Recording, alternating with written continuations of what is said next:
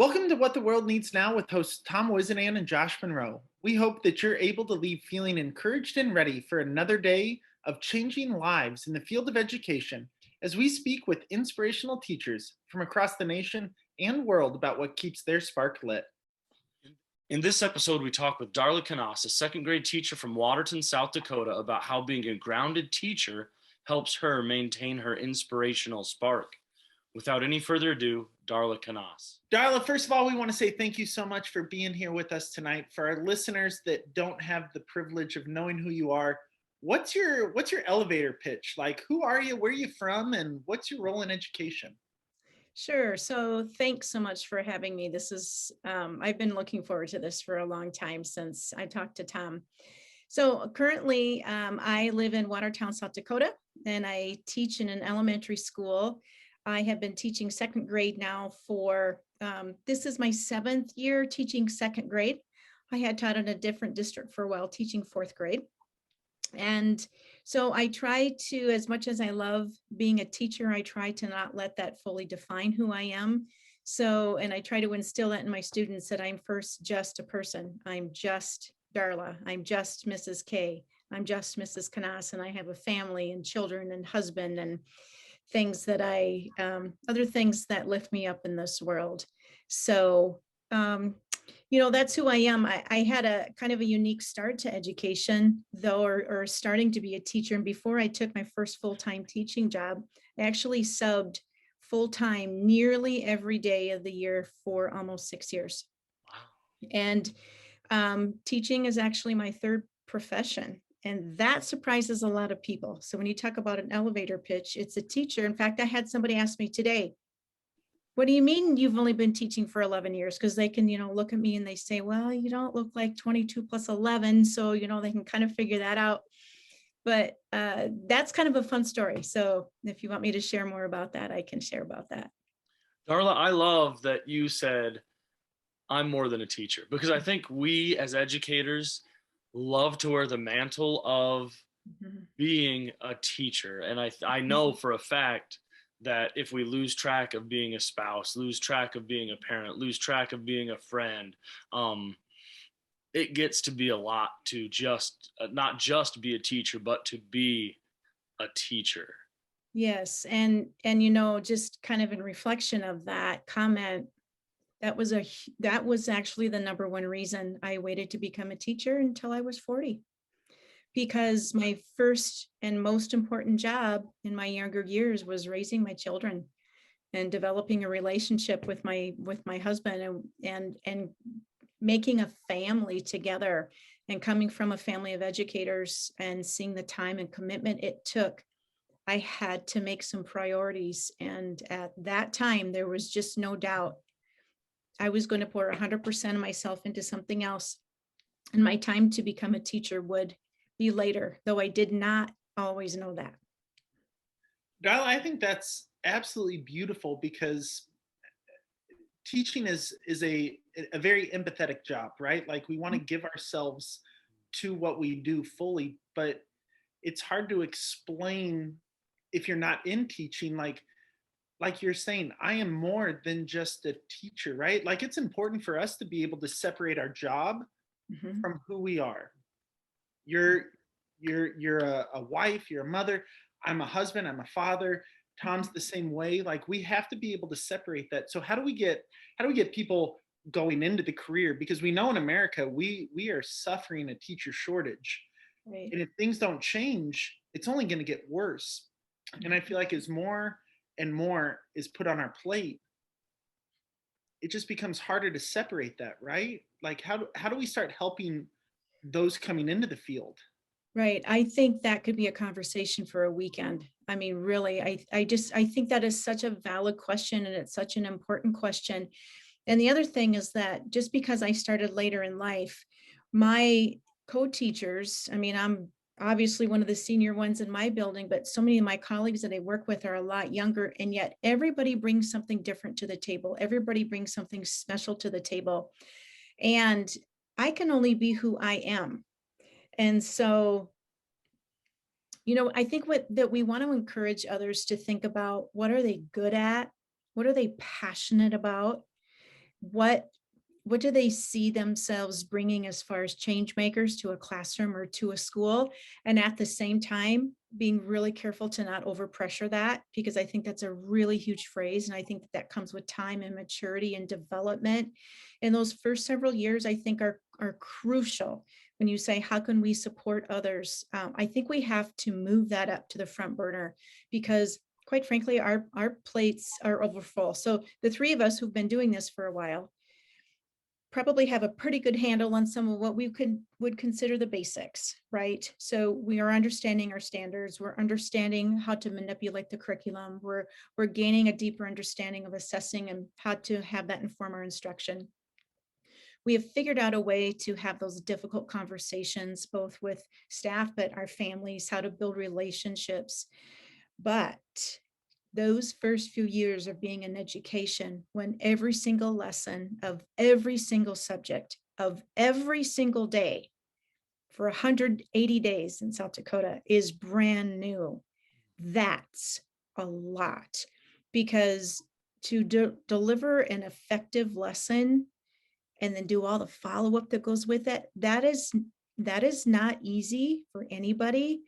And unless you've had some kind of unique experience, like I was in classrooms for 6 years before I started teaching full-time, everything you thought you maybe knew, I'm hearing more and more kind of has gone out the window. It's like, wow, I really thought I could do this. I thought this wouldn't be so hard. I thought I have a better handle on it.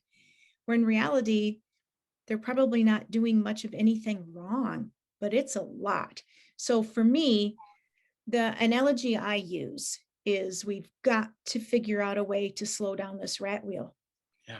We have got to slow down. So, you know, that phrase, go slow to go fast. Okay, I stuck that on the shelf a long time ago. Yeah. And here's why. Because what are we going fast for? Okay, teachers know what the fast is about, is to get to the finish line, right? Well, the finish line looks different for different people. And along that line of that rat wheel spinning, we can never lose sight of that child who's in the center of that target. And who's the change maker in your classroom? It's teachers. So if we have found ourselves on a rat wheel because of initiatives and curriculum changes and committees and book studies and all these things, I think we have to encourage all of our teachers, but especially our new teachers, find your voice, get your foot out of that rat wheel and drag your heel. And sometimes you have to say no, or you might have to ask help for prioritizing. And so I think that there's a lot to consider there, but I think supporting our new teachers, I think, is not going to look the same in every district or every school or every grade level. And I don't even know if it's going to look the same across the ages. And I think that's a conversation that needs some really, really deep investment of time and energy and conversation. So in South Dakota, we do have a state-run mentor program. I'm a mentor this year for a new teacher at my school. And so we are required to meet regularly a certain amount of hours throughout the year. And we have webinars that we have to attend. And we both went to training this summer, and that's a 2-year process.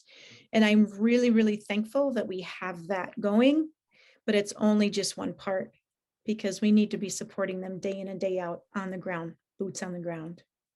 Yeah, having those support systems given to you as a first year teacher and not having to go out and find somebody or look for somebody or wonder if this is the right person for me is really invaluable.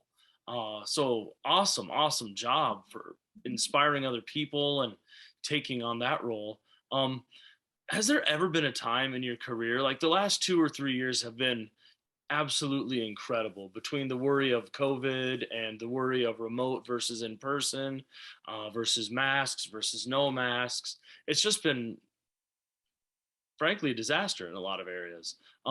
Has there ever been a time where you've lost like your spark for education, or questioned, oh man, the years before education were probably a little more easy than it is right now? And then how did you get past that?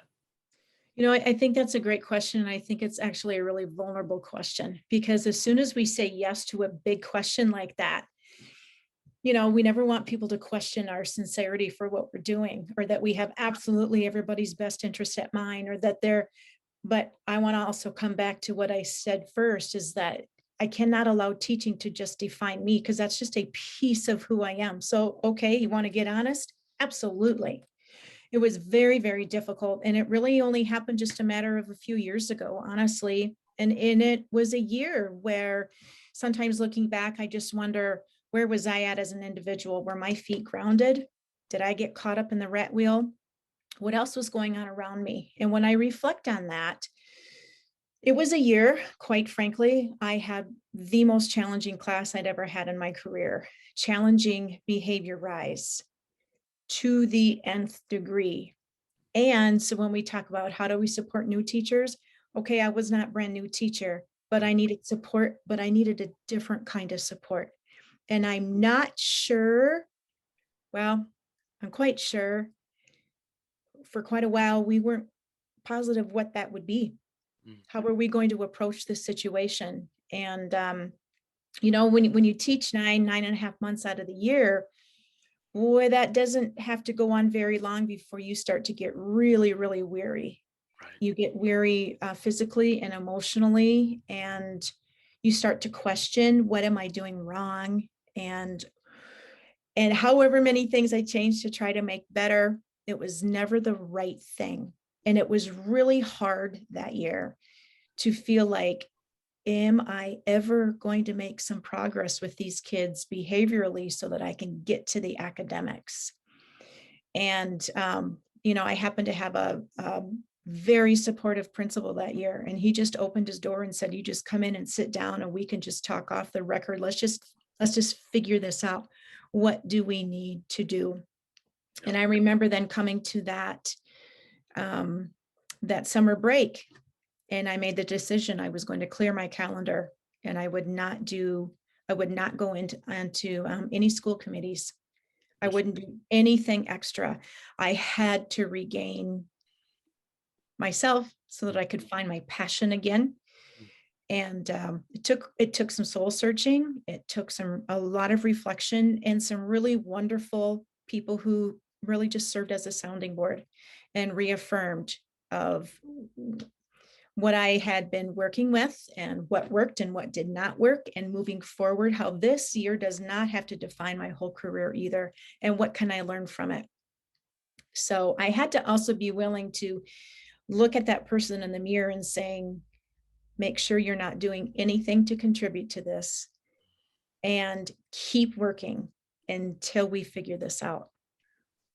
Darla, I'm curious as I'm listening to you. I'm just curious, what did 20, what would that have been, 20 to 21, what did that school year look like? So last school year, what did that look like for you guys? Were you remote the whole year? Was there, because Tom and I were hybrid.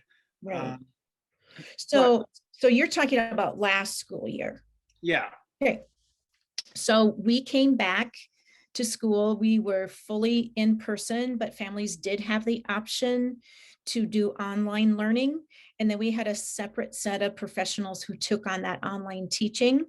So the only time I did double teaching, I call it, was when I had some children who were home on quarantine or maybe sick themselves. And I would touch base with them. But by that time, we had things going up and running pretty well electronically. We were set up for that just in case that would happen. And me checking in with those students and families during the course of their absence was not necessarily expected, because we had another set of staff who were going to take over their education at that time. But there was no way I was going to let that happen, because if I have somebody gone for 2 weeks, that's 2 weeks of relationship break. And I was not going to let that happen. So I did a little double duty, and that was of my own accord, but it was something that I was willing to do. And then we did have mask expectations, but nothing was ever required. But with some really good conversation in our classroom, the children came to understand this is the expectation and here's why. We want you at school. You want Mrs. Kannas at school. That means we need to be healthy, and let's be supportive and care for one another in that way. I think those are important conversations to have with students, no matter what side of the spectrum you fall on. Like, Right. here's the expectation at school, right? Here's what Right. we're going to do to follow it to keep everybody safe and healthy. So then the other part of my question, just as I was listening to you, is how did you reignite that spark? Because you were talking about having to sit in with your principal and talk with him and let those feelings out. But when you weren't around other people, or maybe that is how you reignited your spark,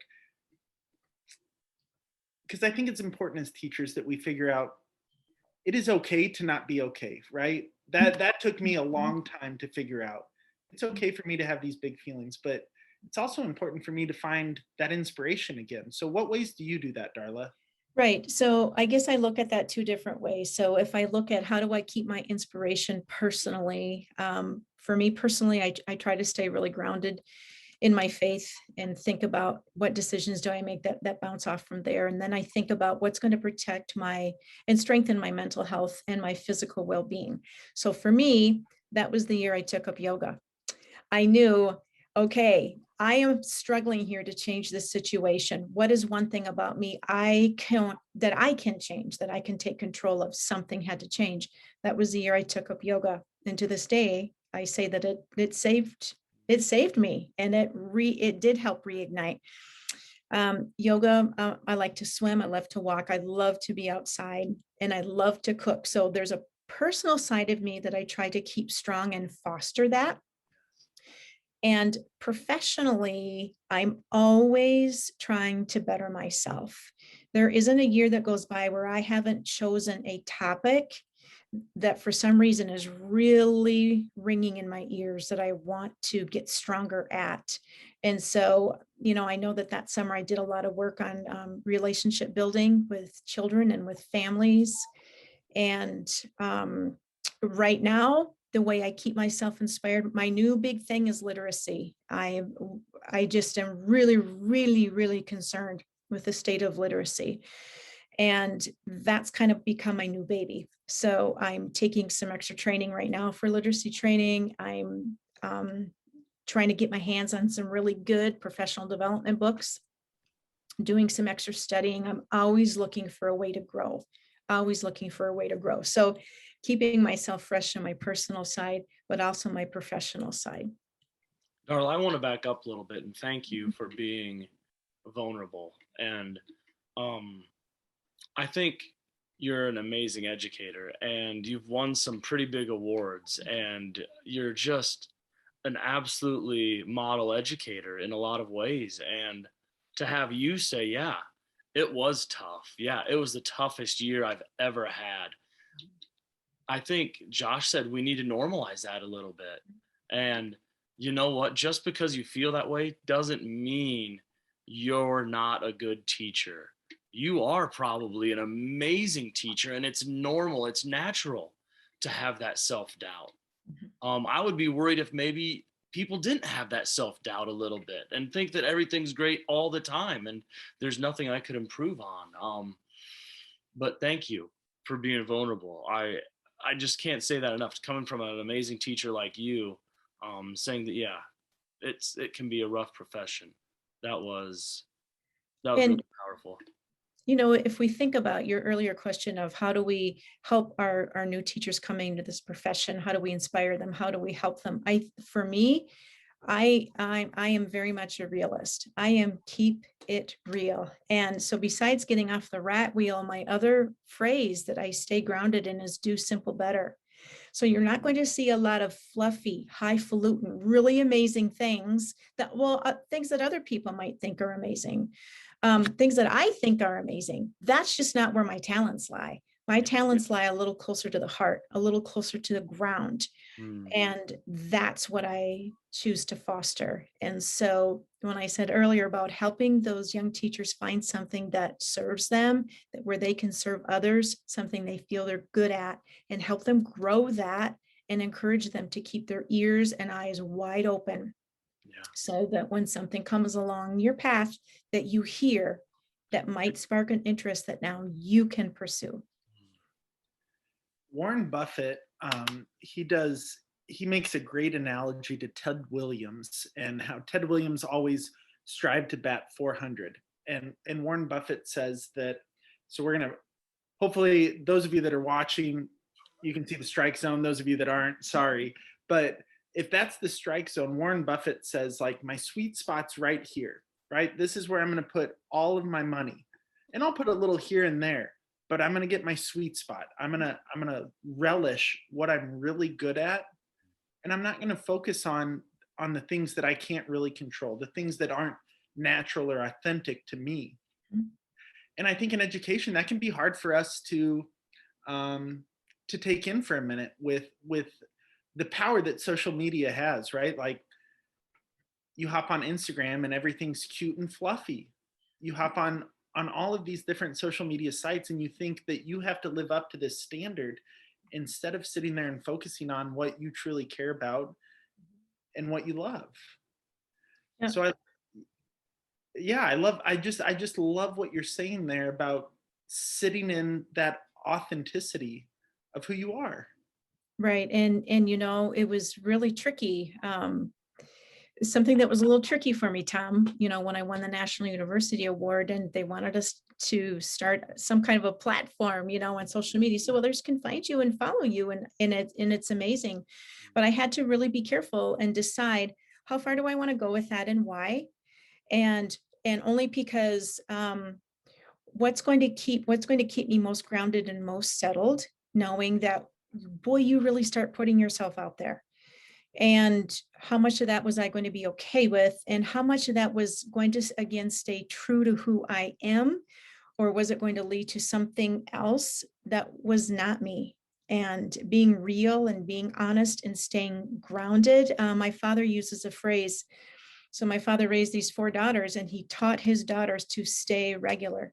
That's what he says. No, we're going to stay regular, stay good, solid, grounded in what our family values were. And then I can take that into my classroom.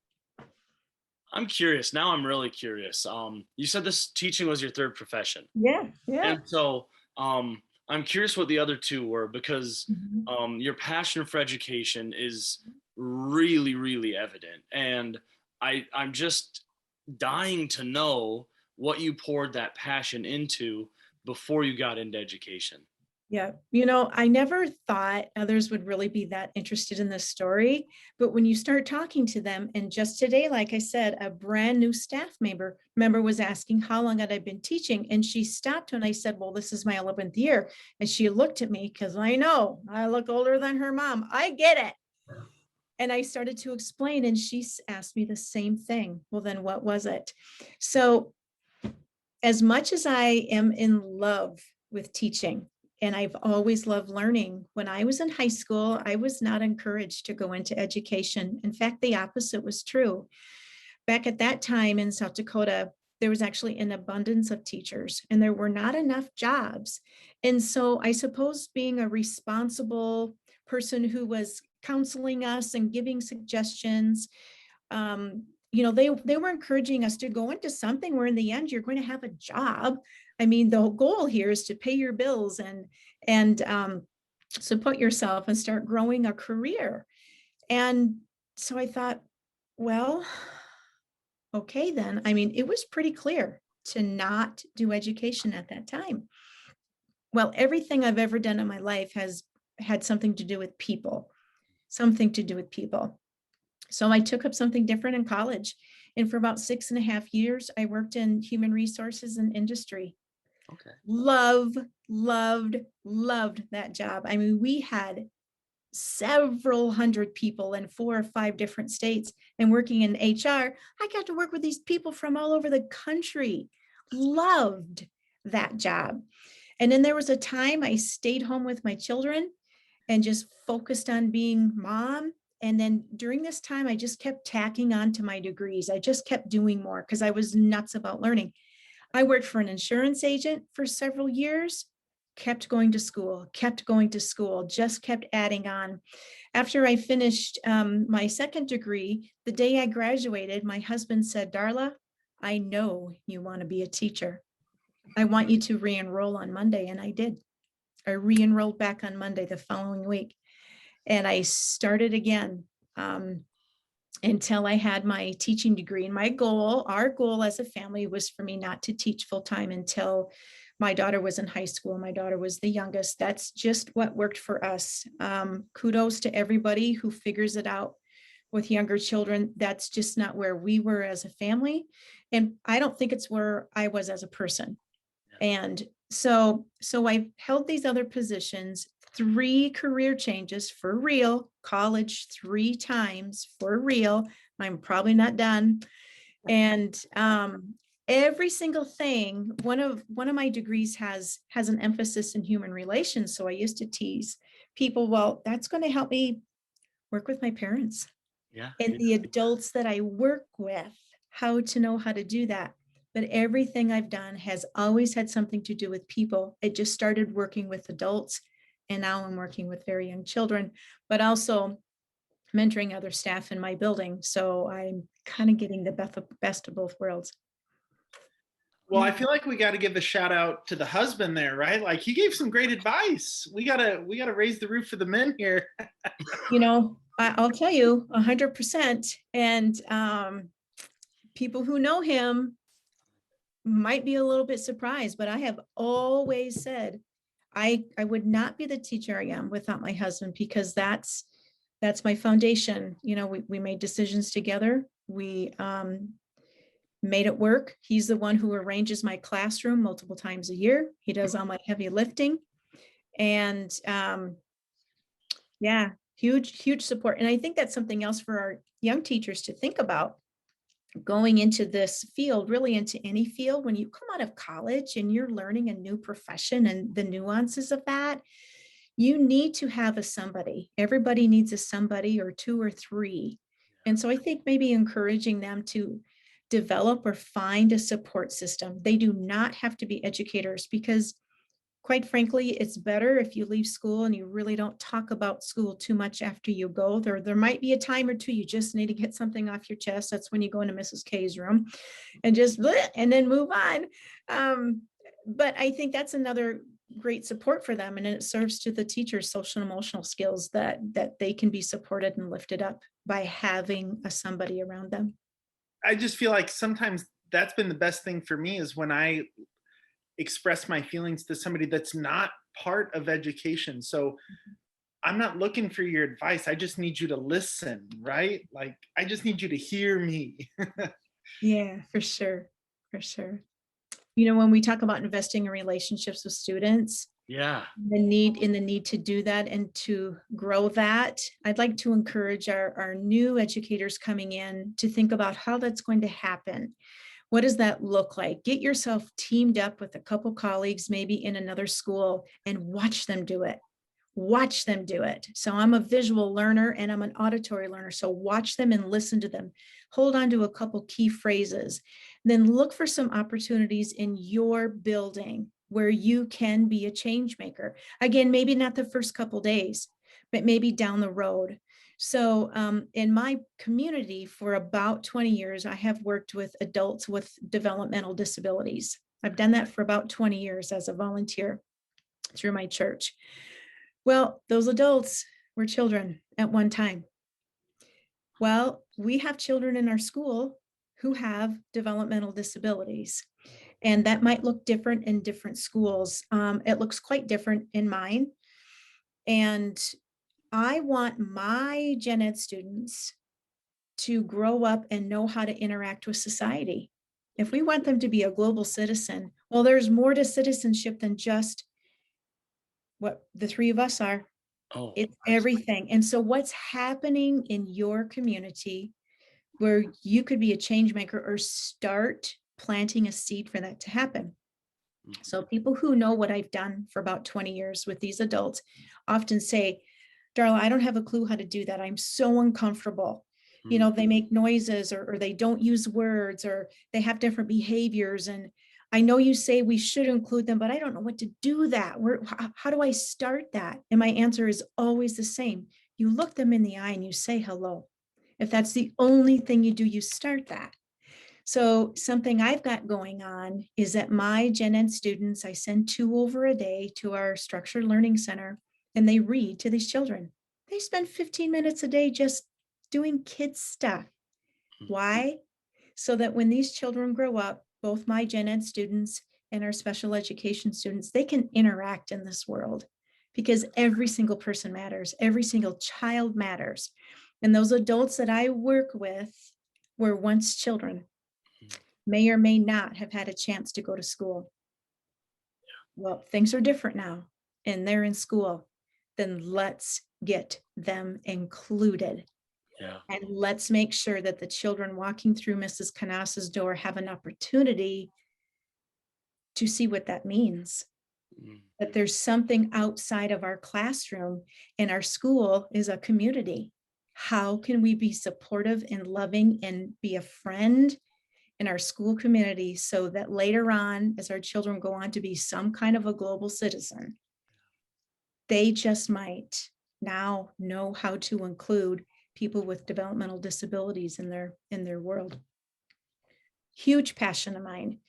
And I would just, when we talk about inclusivity, that's huge. That speaks to me. And so when we think about how are we going to inspire each other, I always come back to the basic grounding. It's people first. Your students, it's your students' families. That's why when we went home for COVID and we were all shut down, I had such an amazing experience that last quarter of school. Talk about personal and professional growth. It was the hardest thing I'd ever done in my world. But those families and those children, they were depending on me. Yeah. And by golly, I was going to figure this out, whatever it took. And to this day, those families come up and talk to me about that. And it was some of the best schoolwork I had seen all year, and some of the best, personal growth. But I want our teachers to find that something and remember to put that person first, not the initiatives, not the curriculum.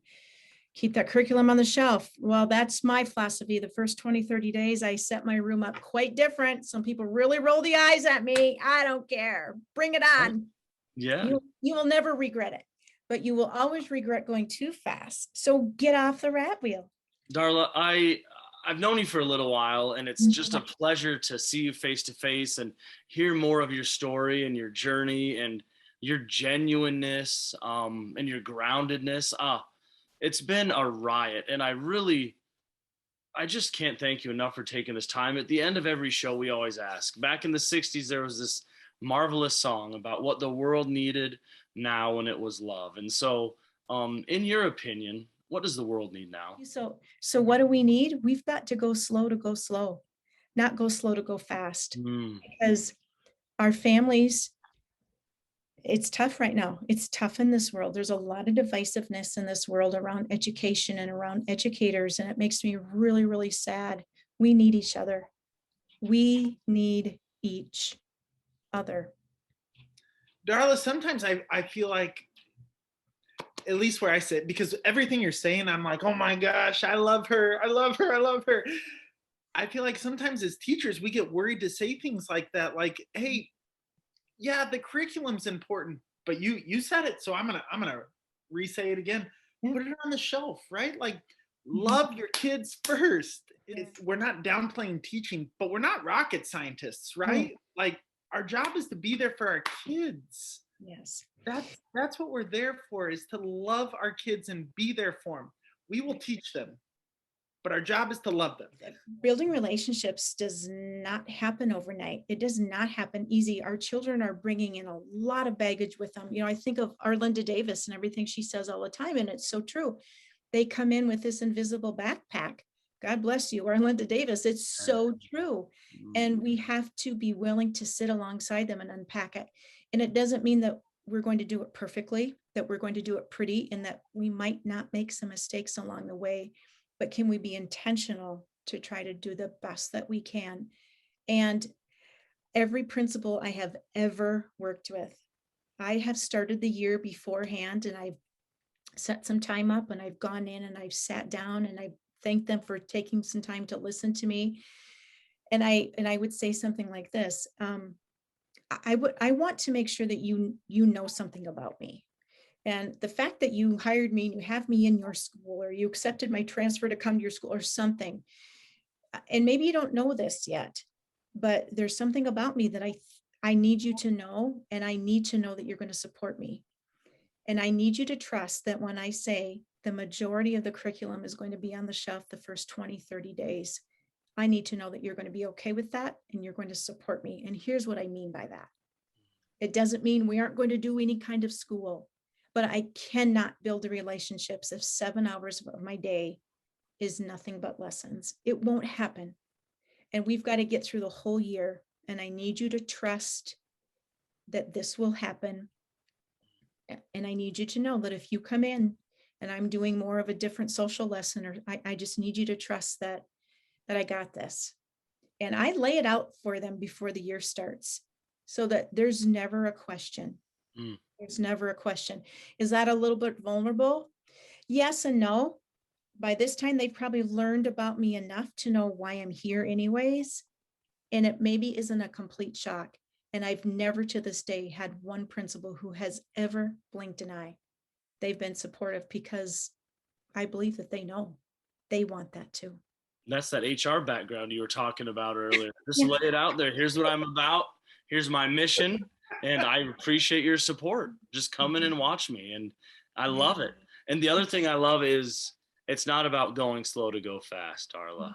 No, It's going slow to go slow.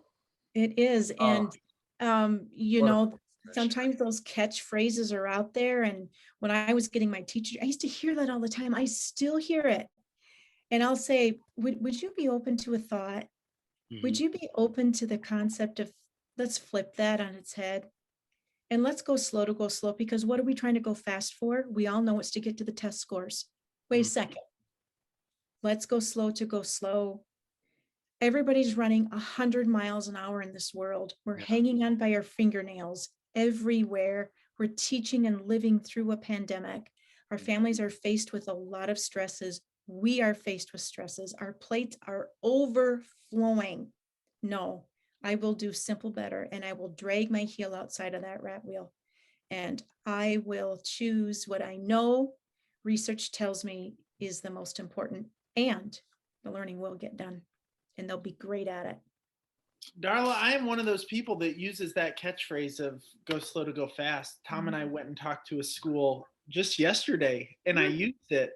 And I'm going to change it now because I love what you're saying. Like that shouldn't be our purpose, right? Because if we take away the fast, the test scores, and we understand that we are teaching people, they're going to do amazing things and we will teach them amazing things. But if we constantly remember that why, right? Because I feel like that's what you're saying. If we remember that why, that they are people, then it's not going slow to go fast. It's almost like going slow to build the love, right? I want teachers, as hard as it is right now, and if you want to be real, let's just be real. There's nothing that's really that easy right now in this profession, except that we get to get up every day and go back and do it again. And we get to try it again. My goal is that as busy as things are, as unsettling as things are in this world, that my students, every single one of them, go home with a little more joy in their heart than they came with that morning.